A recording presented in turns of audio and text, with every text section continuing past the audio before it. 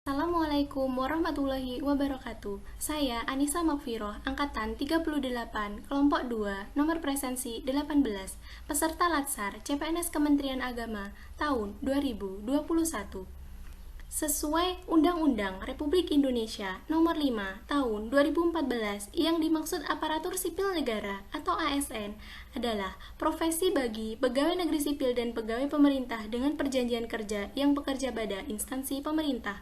Fungsi ASN yaitu melaksanakan kebijakan publik yang dibuat oleh pejabat pembina kepegawaian sesuai dengan ketentuan peraturan perundang-undangan, melayani publik yang profesional dan berkualitas, dan mempererat persatuan dan kesatuan bangsa. Seorang ASN sebagai pelayan publik yang profesional diperlukan pembekalan kepada PNS dengan nilai-nilai dasar profesi ASN yang dikenal dengan ANEKA. ANEKA adalah akronim dari akuntabilitas, nasionalisme, etika publik, komitmen mutu, dan anti korupsi. Berikut ini akan ditampilkan video kompilasi penerapan nilai-nilai dasar ASN. Pertama adalah akuntabilitas. Akuntabilitas adalah kewajiban mempertanggungjawabkan yang harus dicapai. Akuntabilitas menunjuk pada kewajiban setiap individu, kelompok, institusi untuk memenuhi tanggung jawab yang menjadi amanahnya, melaksanakan kegiatan sesuai dengan standar operasional prosedur yang berlaku merupakan contoh dari implementasi akuntabilitas. Seperti halnya seorang guru harus memiliki berbagai kompetensi, seperti yang diilustrasikan pada video berikut ini. Menjelaskan tentang 4 kompetensi yang harus dimiliki guru.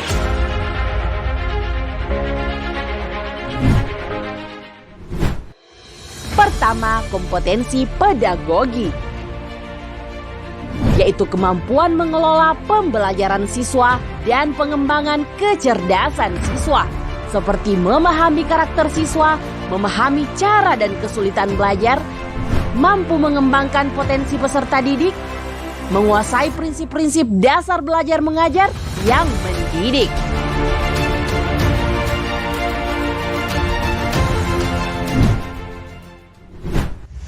Kedua, kompetensi kepribadian, yaitu kemampuan yang mantap, stabil, arif, berwibawa, serta teladan terhadap peserta didik dan berakhlak mulia.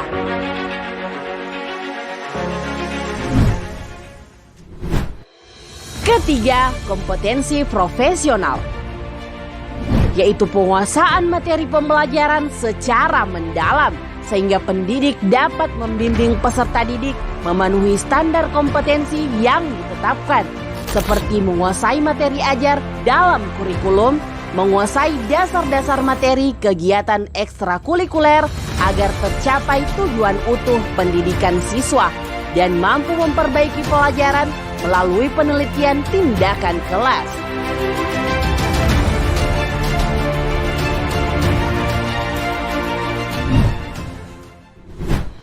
Keempat, kompetensi sosial, yaitu kemampuan pendidik sebagai bagian dari masyarakat untuk melakukan komunikasi secara efektif kepada peserta didik, sesama pendidik, tenaga kependidikan, orang tua peserta didik, dan masyarakat. Yang kedua adalah nasionalisme. Nasionalisme adalah pemahaman mengenai nilai-nilai kebangsaan. Nasionalisme memiliki pokok kekuatan dalam menilai kecintaan individu terhadap bangsanya. Salah satu cara untuk menumbuhkan semangat nasionalisme adalah dengan menanamkan dan mengamalkan nilai-nilai Pancasila, pengamalan nilai-nilai luhur yang terkandung di dalamnya. Di dalam video ini merupakan penanaman jiwa nasionalisme di lingkungan sekolah kami.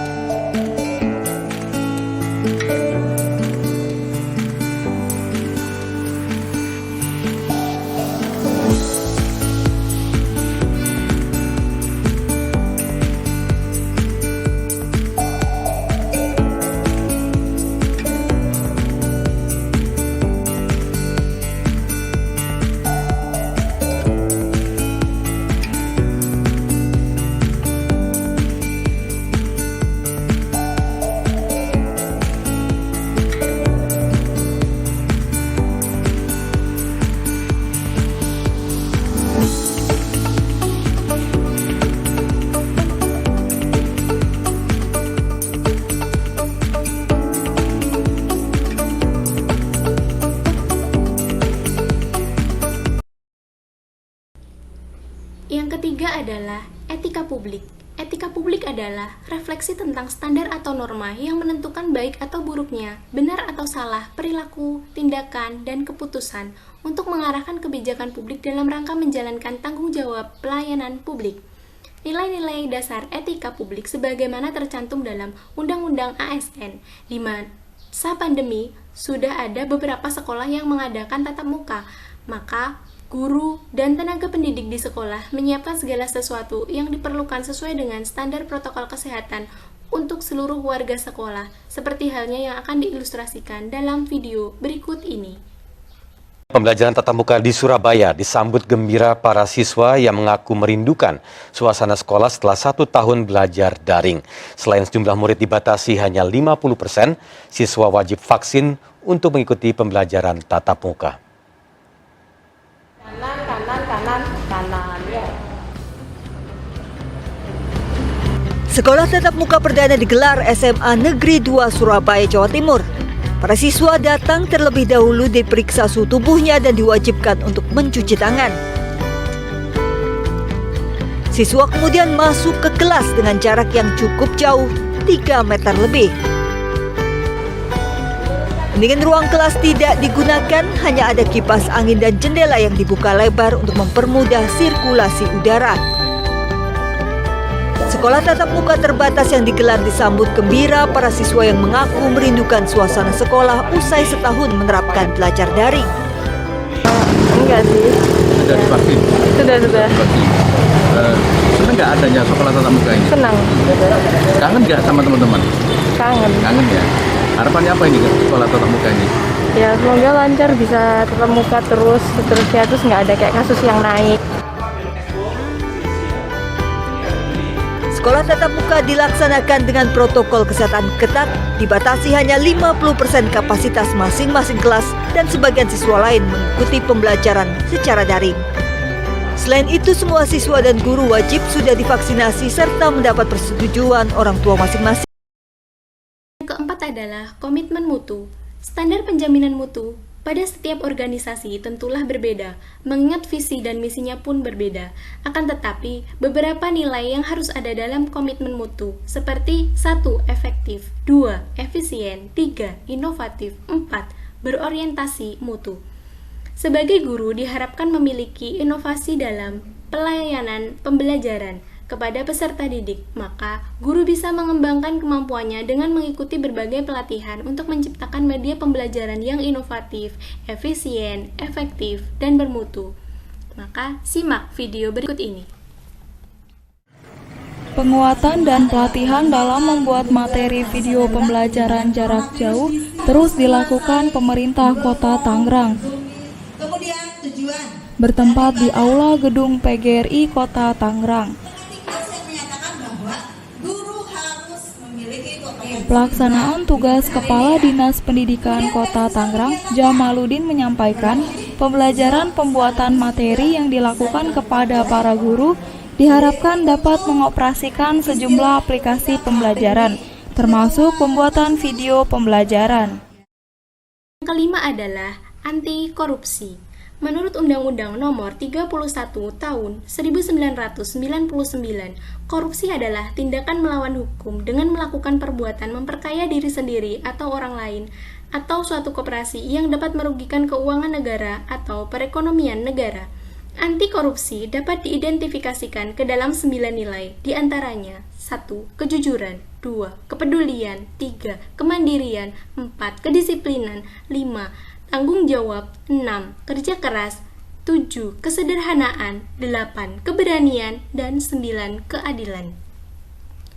Melalui video berikut adalah penerapan anti korupsi yang dapat diterapkan di sekolah.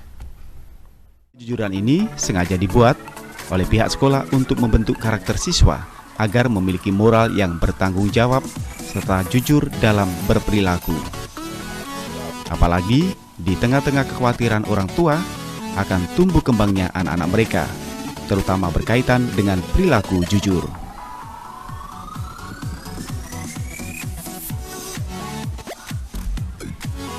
Diawali tahun 2011, kantin kejujuran dirasa sangat membantu anak didik atau siswa untuk terbiasa berperilaku jujur. baik sikap maupun perkataan. Sekaligus, siswa dilatih sejak dini untuk mengenal manajemen sederhana hitung-menghitung. Siswa juga merasa jika kantin kejujuran ini adalah bagian dari upaya untuk berlatih bersikap maupun berperilaku jujur. Berikut tadi video kompilasi dari implementasi nilai-nilai aneka, mengingat ASN merupakan sumber daya manusia yang penting atau aset sebuah negara. Terlebih pada saat ini, dunia tengah mengalami era disrupsi era teknologi 4.0. Diharapkan Indonesia mampu bersaing dengan negara-negara lain. Maka penekanan nilai aneka ini sangat penting diperlukan untuk membentuk ASN yang kompeten. Sebagai penutup, kita simak video arahan Presiden terkait kebutuhan negara atas SDM yang unggul dan berjiwa Pancasila. Saudara-saudara sebangsa dan setanah air yang saya banggakan, kita butuh ilmu pengetahuan dan teknologi yang membuat kita bisa melompat dan mendahului bangsa lain. Kita butuh terobosan-terobosan, jalan pintas yang cerdik, yang mudah, yang cepat. Kita butuh SDM unggul yang berhati Indonesia, berideologi Pancasila. Kita butuh SDM unggul yang toleran, yang berakhlak mulia. Kita butuh SDM unggul yang terus belajar, bekerja keras, berdedikasi. Kita butuh inovasi yang disruptif, yang membalik ketidakmungkinan menjadi peluang, yang membuat kelemahan menjadi kekuatan dan keunggulan, yang membuat keterbatasan menjadi keberlimpahan, yang mengubah kesulitan menjadi kemampuan, yang mengubah tidak berharga menjadi bernilai untuk rakyat dan bangsa. Berbekal inovasi, kualitas SDM, dan penguatan teknologi, penguasaan teknologi, kita bisa keluar dari kutukan